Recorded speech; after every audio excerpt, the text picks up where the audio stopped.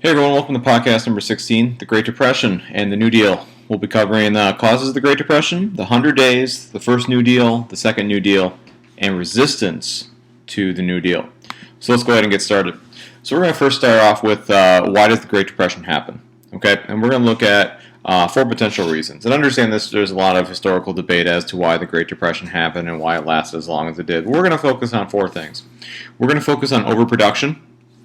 We're going to focus on failed monetary policy, stock market crash, and then political decisions. And those are the four that we'll be focusing on.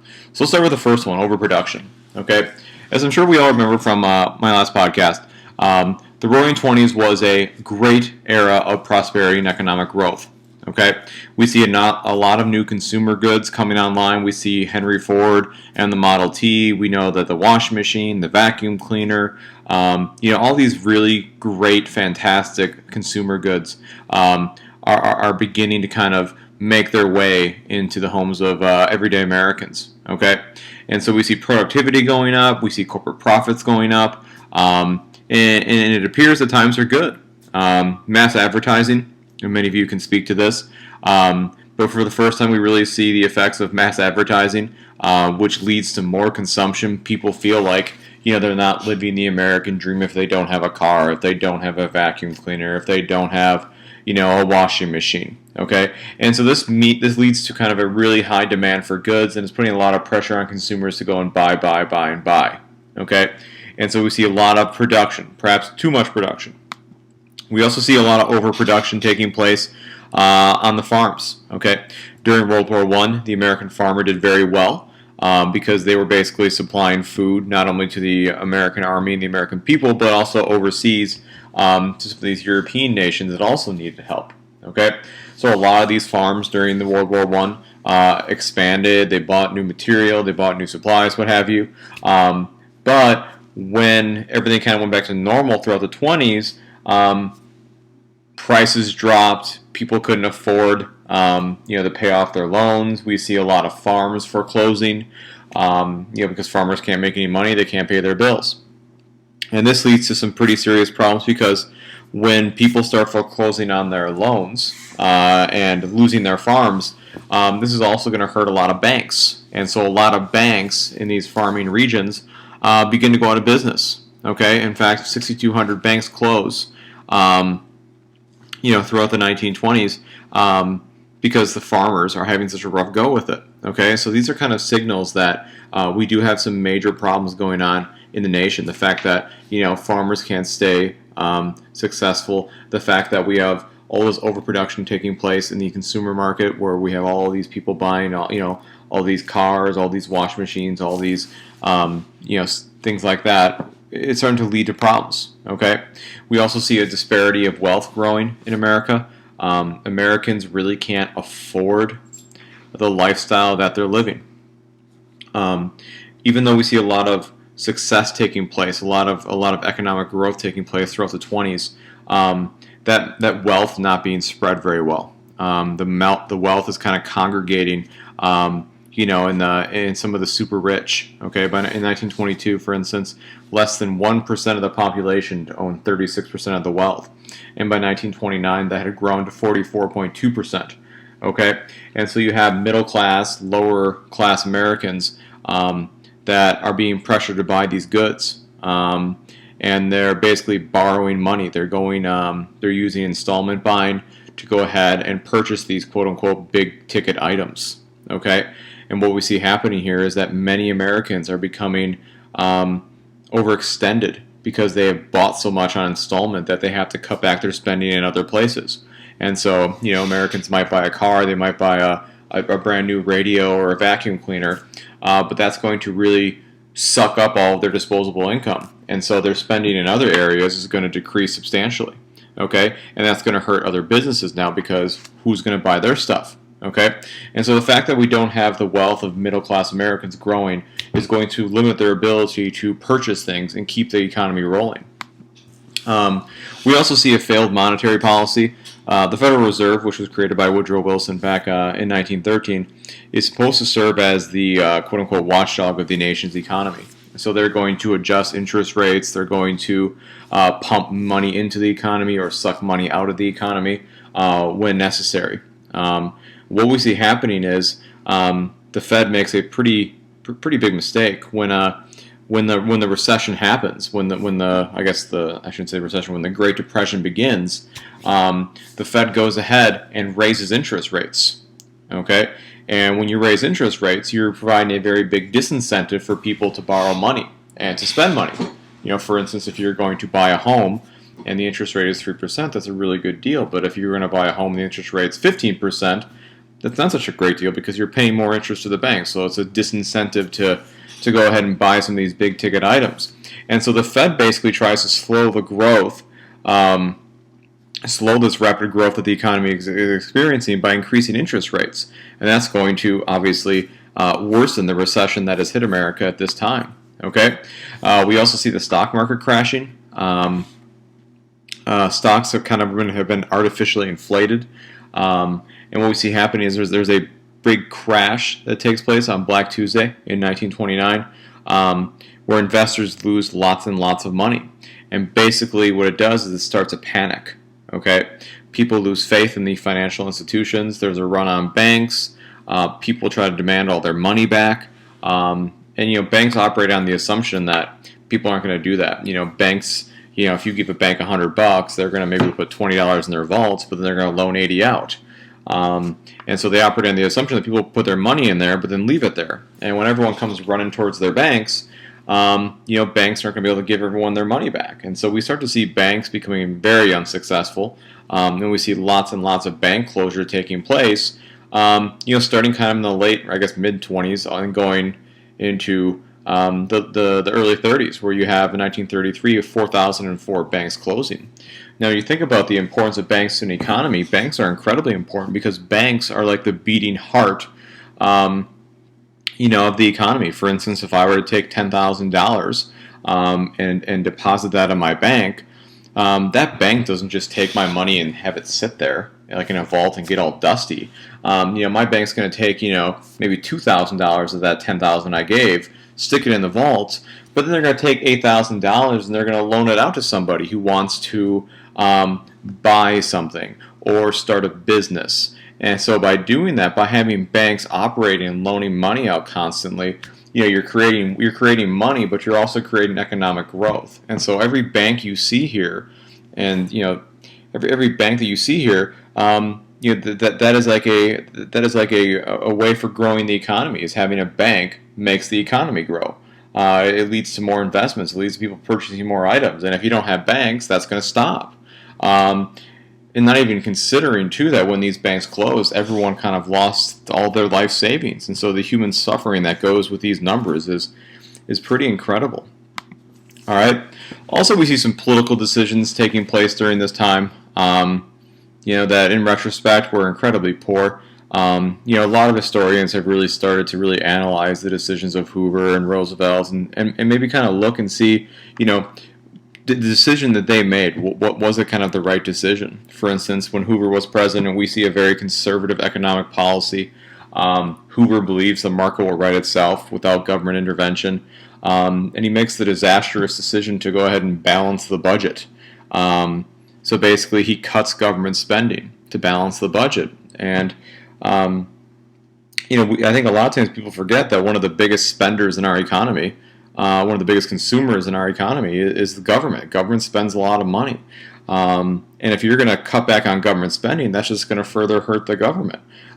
So Hoover has this idea that, the people who are suffering, the people that are jobless, and these new poor people that have lost all their jobs, he feels that private charities will be able to take care of it. He doesn't feel like the government needs to step in right away here. Okay, and so Hoover very much becomes a very demonized person.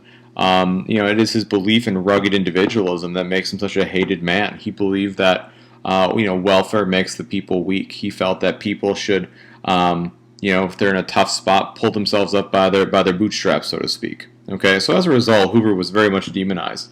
You have these like little Hoovervilles popping up, which are like these little communities of shacks where the jobless would go or the homeless would go, and they would kind of open up these little communities. They would call them Hoovervilles, and Hoover flags were when you pulled out your pants pockets and you showed you had no money.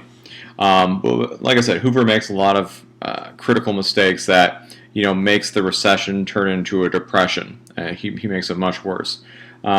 He's pressured into signing the Smoot-Hawley tariff, which basically jacks tariffs up to their highest rate ever. The rationale being that we don't want Americans buying foreign-made products. We want Americans buying American goods. Hoping that if Americans buy only American goods, there'll be more jobs in America.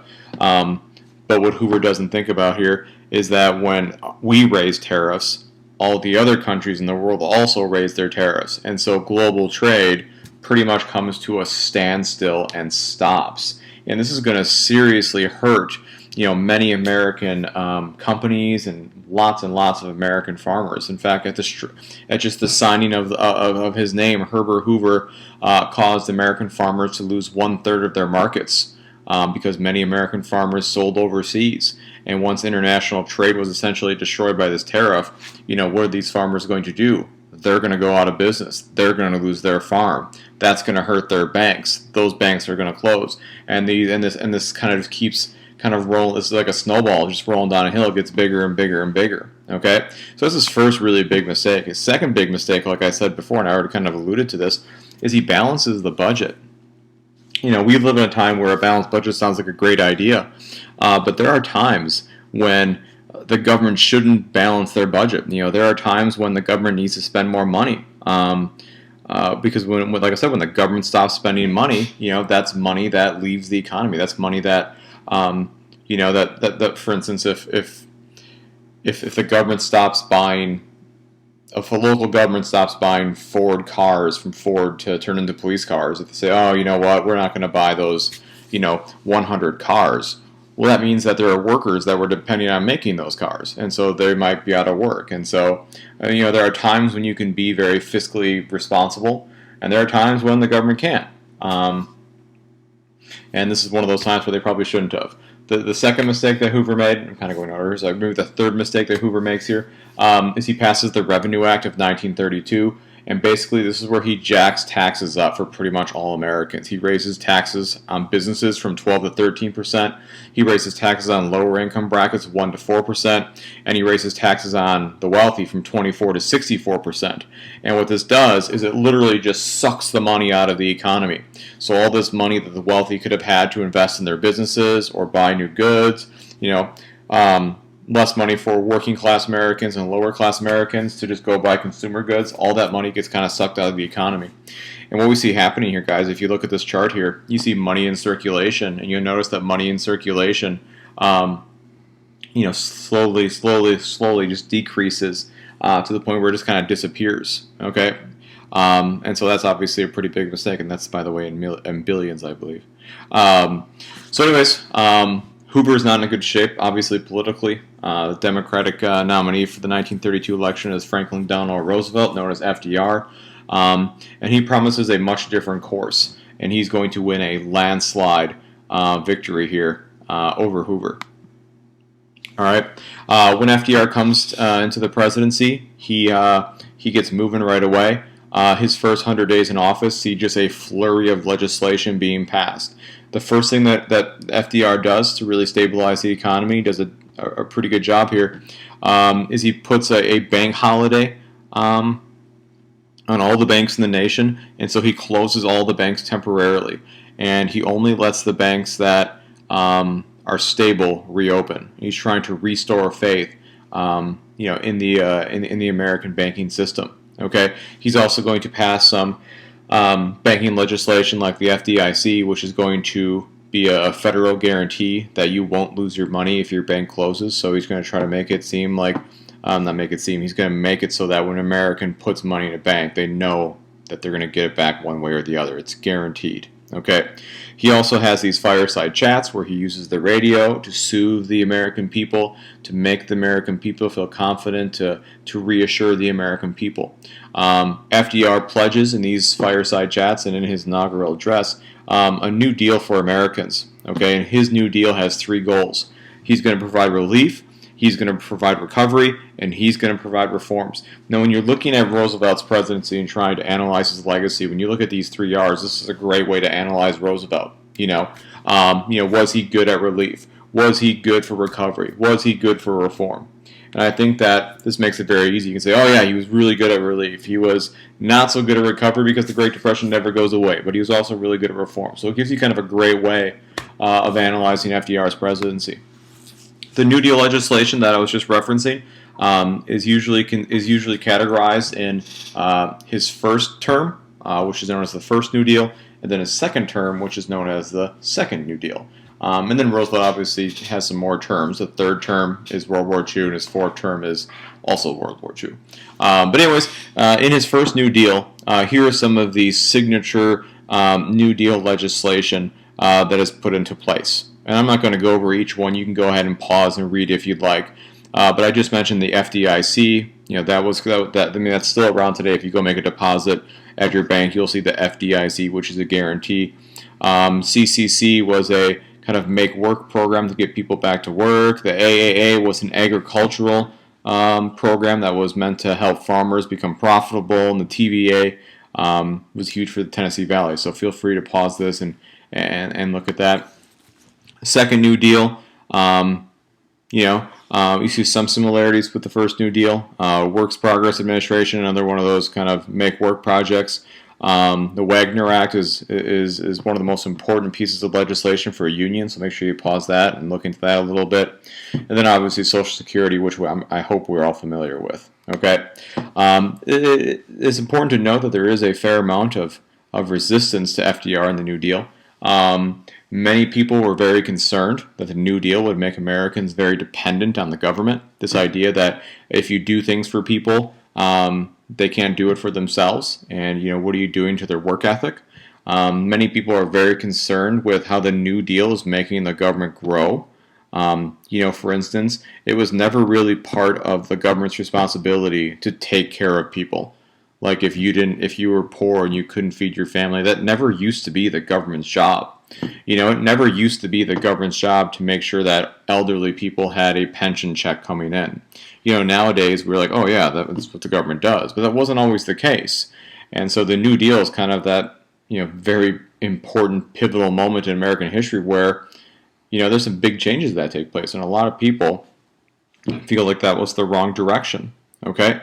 Also, there's a lot of resistance to FDR. People see him as being a little too power hungry when the Supreme Court is not supporting his New Deal legislation. He tries to push through the Judiciary Reorganizational Bill of 1937, which would allow him to add a Supreme Court justice for every current Supreme Court member at the age of 70. So in other words, he wanted to be able to stack the Supreme Court with people that supported him to push through his legislation.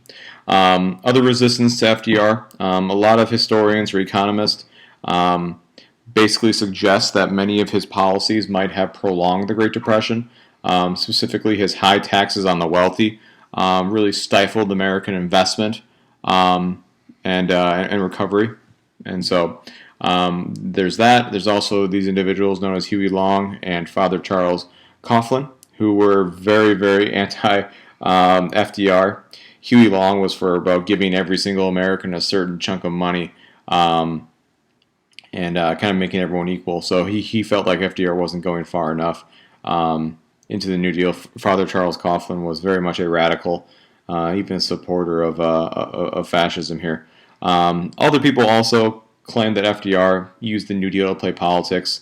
There's some studies that suggest that more money went to battleground states. So FDR basically spent money to win elections. So there's definitely a lot of criticism of FDR, but clearly, a very good president. A lot of his legislation definitely alleviated a lot of suffering throughout the Great Depression, and a lot of his legislation have continued to make a major impact on the United States even to this day. So anyways, we're going to stop there for today. Feel free to contact me on Twitter. Go to my website for my chapter PowerPoints or copies of these podcasts. Email me any questions, and of course follow me on YouTube. Thanks guys. I hope that this helps.